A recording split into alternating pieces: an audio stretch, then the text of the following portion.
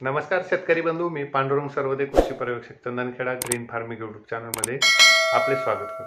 शेतकरी बंधूंनो, हरभरा लागवडीच्या उत्पादन वाढीसाठी आणि त्याचा उत्पादन खर्च कमी करण्यासाठी आपण हरभरा लागवड करत असताना वेगवेगळ्या सूत्रांचा, वेगवेगळ्या तंत्रांचा वापर करणार आहोत। यामध्ये आजच्या व्हिडिओमध्ये आपण चौथे तंत्र म्हणजे बीज प्रक्रियेविषयी आज आपण माहिती घेण्याचा प्रयत्न करणार आहोत।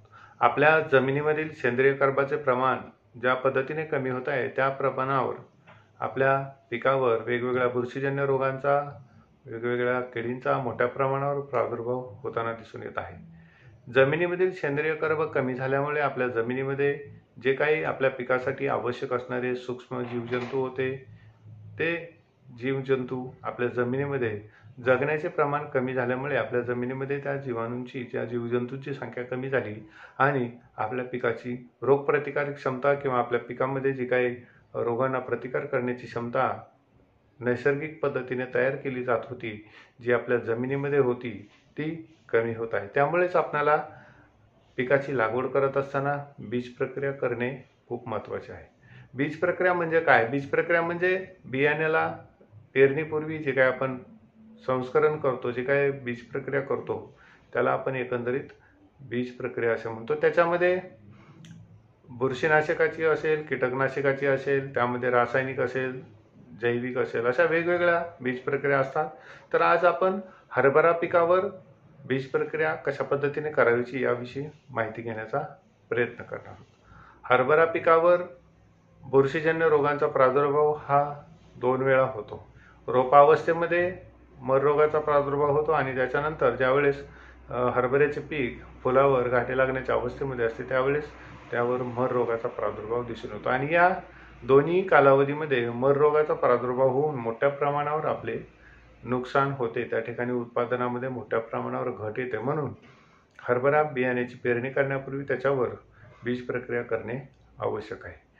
बियाण्याची उगवण चांगली होण्यासाठी त्याबरोबरच रोपावस्थेमध्ये जे काही बुरशीजन्य रोगांचा प्रादुर्भाव होतो तो प्रादुर्भाव होऊ नये म्हणून आपण पेरणीपूर्वी रासायनिक बीज प्रक्रिया करायची असेल तर 2 ग्रॅम थायरम आणि 2 ग्रॅम कार्बेंडिझम हे एकत्र करून प्रति किलो बियाण्यास या पद्धतीने चोळावे। रासायनिक बीज प्रक्रिया करत असताना ती बीज प्रक्रिया आपण पेरणीपूर्वी कधीही 1 महिना, 10 दिवस, 15 दिवस, 5 दिवस किंवा आदल्या दिवशी अशा कोणत्याही वेळी आपण करू शकतो। ती रासायनिक बीज प्रक्रिया करून त्याच्यानंतर आपण त्याच्यावर जैविक बीज प्रक्रिया करीत असताना प्रति किलो बियाण्यास 5 ग्रॅम ट्रायकोडर्मा या जैविक बुरशीनाशकाची बीज प्रक्रिया करू शकतो। हे झालं बुरशीजन्य रोगांचा प्रादुर्भाव कमी करण्यासाठी।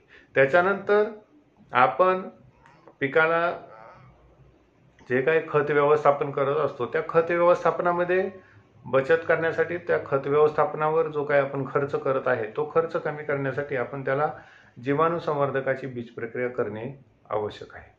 आपल्या हरभऱ्याच्या मुळावर ज्या काही रायझोबियमच्या गाठी असतात त्या गाठीचे प्रमाण वाढवून त्या ठिकाणी आपण नत्र स्थिरीकरणाचे काम जास्तीत जास्त कशा पद्धतीने आपल्या शेतामध्ये होईल आणि हरभरा पिकाची या अन्नद्रव्याची गरज तर भागेलच, त्याबरोबरच पुढील हंगामामध्ये किंवा पुढील वर्षी जे काही आपण पीक घेणार आहे त्या पिकाला जी काही नत्र खताची आवश्यकता आहे ती नत्र खताची आवश्यकता आपण या जीवाणूंच्या मार्फत त्या ठिकाणी उपलब्ध करून देऊन आपल्या एकंदरीत उत्पादन खर्चामध्ये बचत करू शकतो। म्हणून आपण बियाण्याची पेरणी करण्यापूर्वी म्हणजे आपण रासायनिक बीज प्रक्रिया केल्यानंतर पेरणीच्या दिवशी सकाळीच पेरणीपूर्वी 1 तास अगोदर, 2 तास अगोदर आपण ट्रायकोडर्माची बीज प्रक्रिया करावी। त्याबरोबरच रायझोबियम या जीवाणू संवर्धकाची, हे नत्र स्थिरीकरण करणारे जीवाणू आहे, याची बीज प्रक्रिया करणे आवश्यक आहे। त्याच्याबरोबरच PSB जे स्फुरद विरघळणारे जीवाणू आहेत त्या स्फुरद विरघळणाऱ्या जीवाणूची आपण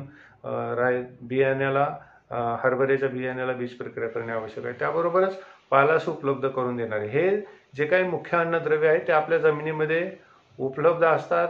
स्फुरद, पालाश हे अन्नद्रव्य मोठ्या प्रमाणावर उपलब्ध असतात, परंतु ते पिकाला ज्या अवस्थेमध्ये आवश्यक असतात त्या अवस्थेमध्ये उपलब्ध नसल्यामुळे त्या ठिकाणी ते पिकाला लागू पडत नाहीत आणि त्यामुळे आपल्याला बाहेरून रासायनिक खताच्या मार्फत असेल किंवा सेंद्रिय खताच्या मार्फत असेल आपण त्या ठिकाणी पिकांची गरज भागवण्याचा प्रयत्न करत असतो। परंतु जर आपण हे जीवाणू आपल्या जमिनीमध्ये जर बियाण्याला बीज प्रक्रिया करून जर सोडले तर त्या ठिकाणी आपल्याला या अन्नद्रव्याची उपलब्धता आपल्या जमिनीमध्ये वाढवून आपल्या पिकाला जी काही अन्नद्रव्याची गरज आहे ते भागविण्यासाठी आपला एक चांगला फायदा होईल.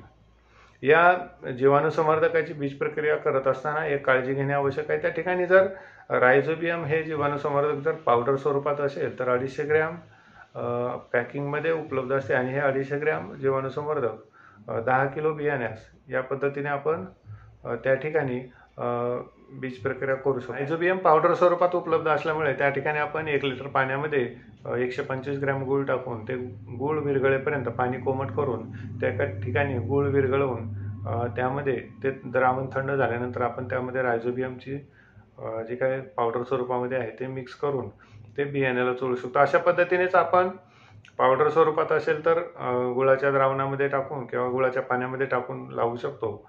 जर आपल्याजवळ ते लिक्विड स्वरूपामध्ये असेल तर त्या ठिकाणी आपण प्रति किलो बियाण्याला 10 ml पर्यंत जर रायझोबियम वापरले तर त्या ठिकाणी आपल्याला त्याचा चांगल्या पद्धतीने फायदा झालेला दिसून येतो. त्याबरोबरच स्फुरद विरघळणारे जीवाणू म्हणजेच PSB आणि पालाश उपलब्ध करून देणारे जीवाणू, हे जीवाणूही प्रति किलो बियाण्यास जर पावडर स्वरूपात असतील तर 25 ग्रॅम आणि लिक्विड स्वरूपात असतील तर 10 मिली या पद्धतीने आपण जर आपल्या बियाण्याला बीज प्रक्रिया केली तर नक्कीच त्या ठिकाणी आपल्या पिकाचे उत्पादन तर वाढेलच, त्याबरोबरच आपल्या जमिनीची जी काही सुपीकता आहे ती वाढवण्यासाठी आपणाला त्याचा फायदा होऊ शकतो.